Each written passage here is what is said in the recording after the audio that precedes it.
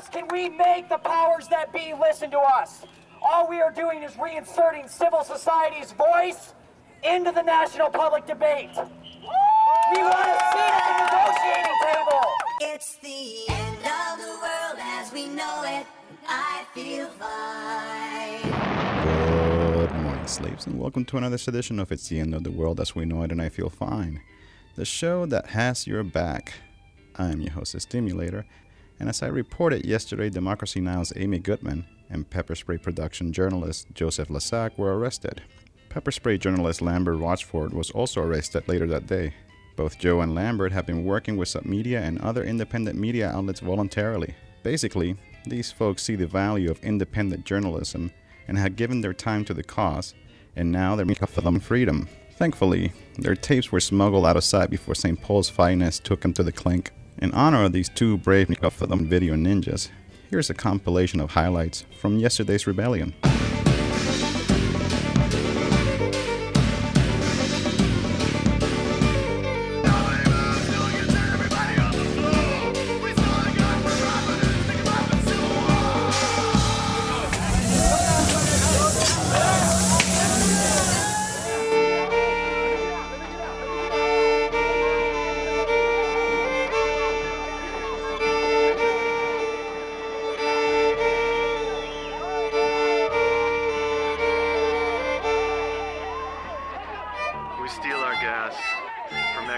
Texaco, we pirate our software. Fill out your taxes any way you like, long as you don't pay your share. The fancy car, the limousine, ought to smash it up. The corporate man machine, ought to smash it up.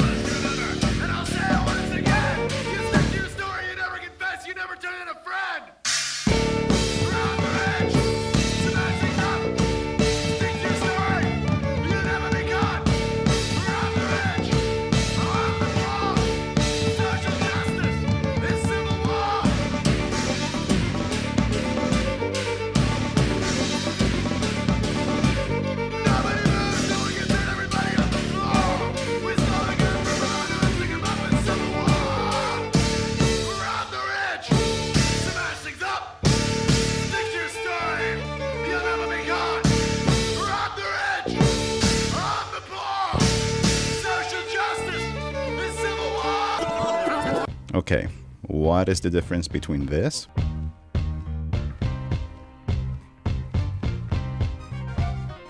and this? Aside from the obvious, there's a lot of differences.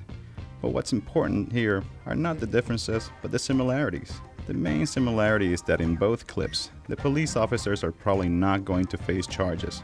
Say what you will about the video from St. Paul, the protester is being dragged by his shirt. If the cop would have done that for a couple of more blocks, the kid might have fainted or lost oxygen to his brain.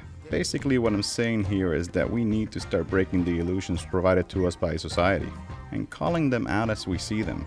These are human beings whether they wear a blue uniform or a bandana. If that cop saw his buddy in trouble, he would have done the same thing. I'm just saying. Same goes with our brave PepperSpray videographers. Society does not acknowledge them as real journalists because their credentials don't come from some corporate media outlet, but they perform the same basic function. They report. It is up to us to protect our people and make damn sure that these folks are on the streets rolling tape where they belong and not in some county cage. Don't worry, Lambert and Joe, we'll get you out soon. And that about does it for this edition of It's the End of the World as we know it and I feel fine. Stay tuned tomorrow for more coverage from the streets of resistance. And I'm out like Houdini.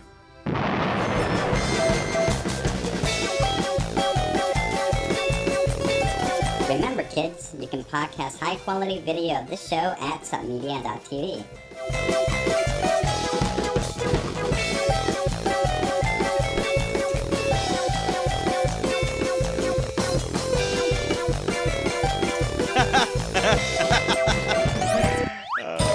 And United States government shipped 150,000 barrels of oil for the Shah's army to kill the Iranian people. Why weren't you concerned about international law? Because, my friend, I'm interested in 50 Americans, that's why. And when those 50 Americans are released, I'm perfectly willing to talk about them. That old pride that we used to have, a baby coming back, you see.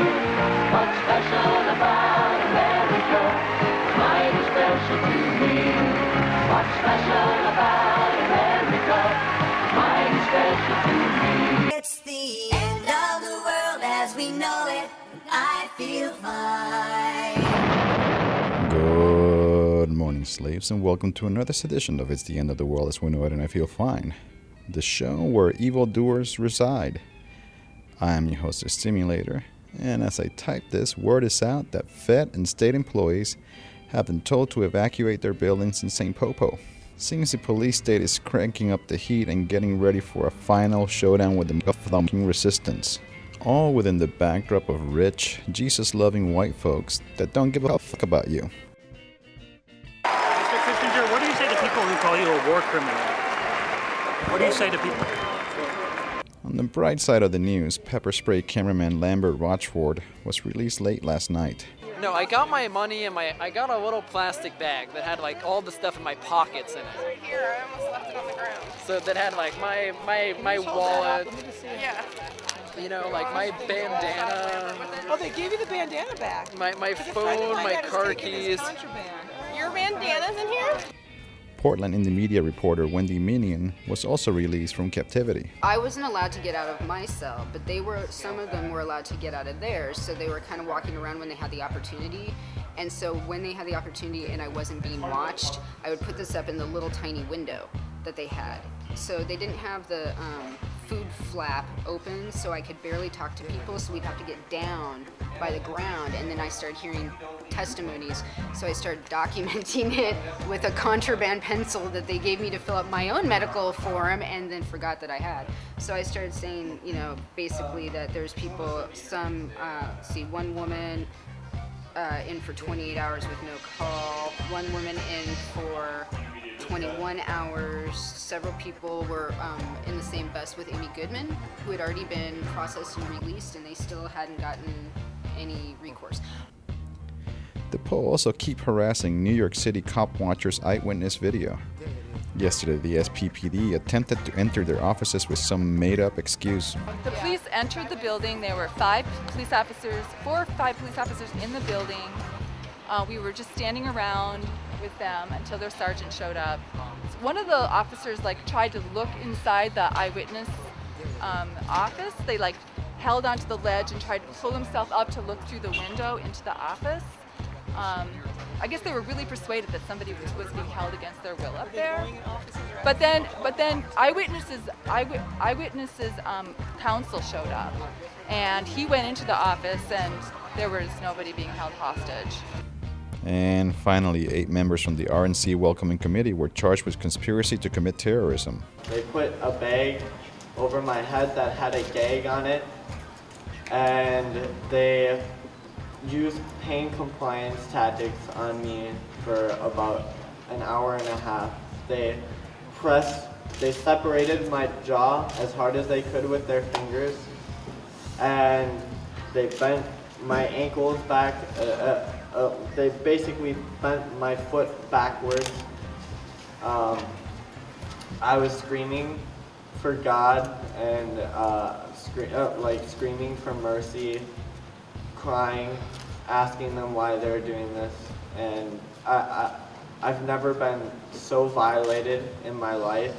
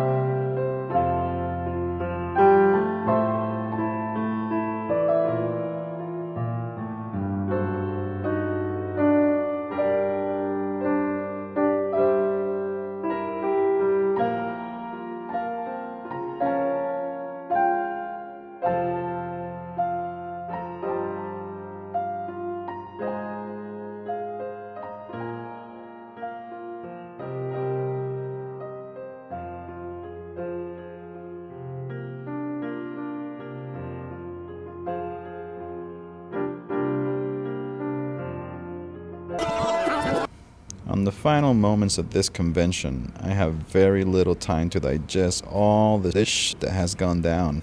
I will not speak for everyone I work with, but personally I have experienced every single emotion in existence. Waves of fear, anger, paranoia, love, rage, and so on would pass through me each and every day.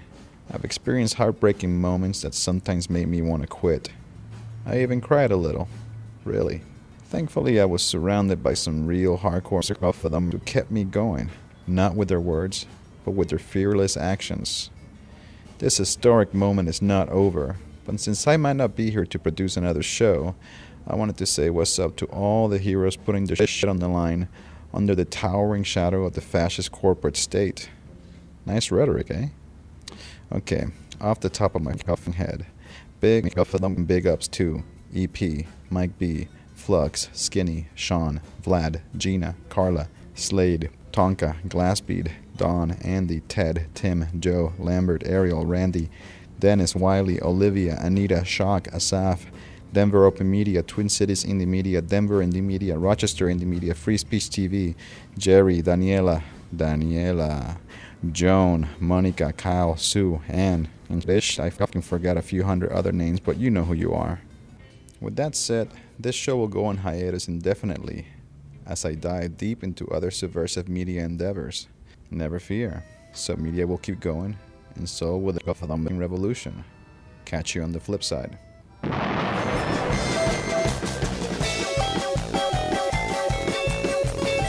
Remember, kids, you can podcast high-quality video of this show at submedia.tv.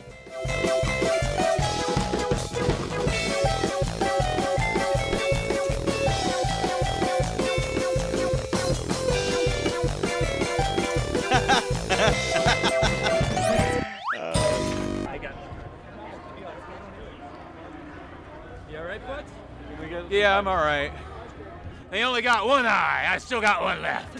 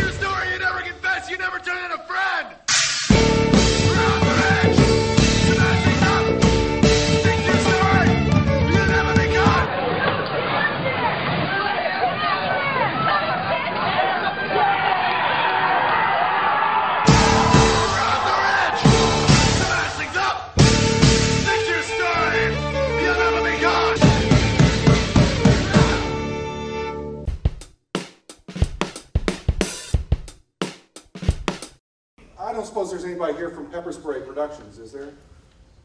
Okay. I want to show you a little clip of this.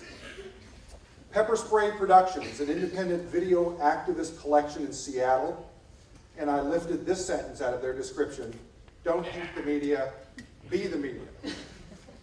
I want to give you a little taste for what this looks like as we try to define who the media is, or are. Media is plural, isn't it? Sorry about that. Sorry about that. They actually have a website called subMedia, and I'll give you a little piece of this. I edited this down. There's quite a lot of profanity on this, and I thought I would spare you a little of it, so take a quick look. How else can we make the I want you to ask yourself, is this an act of journalism? All we are doing is reinserting civil society's voice into the national public debate. We want to see it at the negotiating table. It's the end of the world as we know it. I feel fine. Slaves, and welcome to another edition of It's the End of the World as we know it, and I feel fine. The show that has your back. I am your host, the Stimulator, and as I reported yesterday, Democracy Now's Amy Goodman and PepperSpray production journalist Joseph Lasac were arrested. PepperSpray journalist Lambert Watchford was also arrested later that day. Both Joe and Lambert have been working with subMedia and other independent media outlets voluntarily. Basically, these folks see the value of independent journalism and have given their time to the cause. I want you to catch that. They call them pepper spray journalists. So we have citizen journalists, we have pepper spray journalists. We're all here to learn the new vernacular.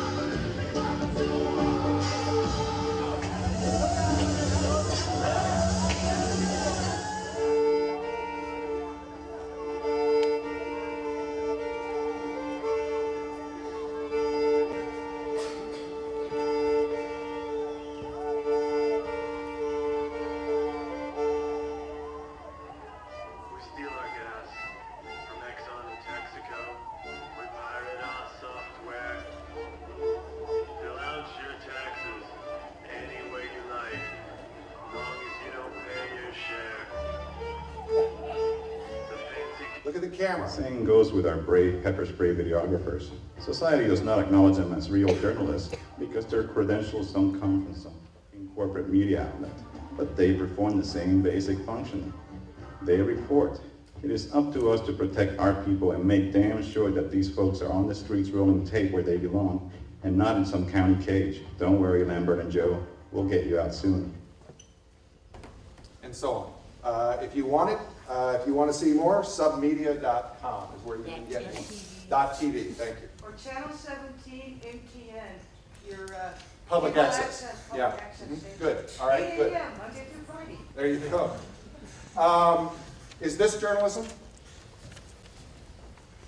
It's Fox News. Yeah. Meryl, where do you come down on this? Is this journalism? I don't know. I guess I'm not sure. And as police are looking out in the crowd, should they see these people any differently than they see John? I have no idea how to define journalists, and I don't know that all of us in the room really know how to define journalists, and I therefore ask the question, how are law enforcement officials supposed to answer that question while they're in the midst of a public safety scene? Al, I think it's important, though, Greg, stand up. Coming back, in this specific context, by and large, the journalists don't have special rights. I don't care how you define it. So, if we're talking about the immediate context of the RNC street protests, this issue of distinguishing between real journalists and others is, I think, very much secondary, because they're all citizens, by and large, who have certain rights and limitations on their rights. But the very reason that they were released is because they are being treated differently. Preferentially. Preferentially. Can I ask you a question about your assumption? Is the purpose? Sure. My name is Charlie Underwood. I worked as a street medic during the entire convention, and I don't understand your question. Let me make sure we define what street medic is, just so everybody knows. My job was to assist people of whatever category or uniform or lack of uniform who had been injured. Good. And I was not directly involved in any protests, although I was right there at the scene at all times. And there were also 27 street medics who were arrested, as well as the 40 who were arrested, who are named in the Minnesota Independent. You can actually see those names in affiliation. Thank you, Charlie. Go ahead. But I don't understand your question. Are you trying to reserve a special category of citizen that does not get pepper sprayed, that does not get arrested, that does not have the same punitive things happen to them under these situations of police brutality that the rest of us do? Why are you even bothering to create a special privileged category of citizens? It seems to make no sense to me at all. If what the St. Paul police did was wrong to you, excuse me, then it should be wrong as to the little girls offering flowers to the troopers, to the little girl saying, I love you, I love you, I love you. That one did get on Fox News. Thank you, Fox News, for that one bit of truth. Why are you reserving a special privilege category? Let me see if we can frame the question. The question that we're here for tonight, Charlie, is this, and that is, how do people like Jonathan and Mara do their job as journalists and not get arrested? That is the question. How do all of us do our job and not get arrested? Come on up. You've been very patient. My name's Ed Feline, and we're going to remember that we made an agreement to limit speeches and ask questions, but go ahead. All right. All of us have a right to be on the streets, and journalism has gone through a tremendous revolution in the last 10 years, and it's no longer the 2 or 3 corporations that control the television networks or the newspapers. There's no longer this concentration of power that has a monopoly on all the news. There's a lot of stuff happening on the internet. There's a lot of stuff happening on YouTube and so on. That has much more validity for a lot of people than whatever Rupert Murdoch thinks is news. And I think Charlie's point is absolutely to the point. I mean, I'm not a member of that media. I'm a member of a different alternative media, and I have absolute rights to witness what's happening and a responsibility to communicate that.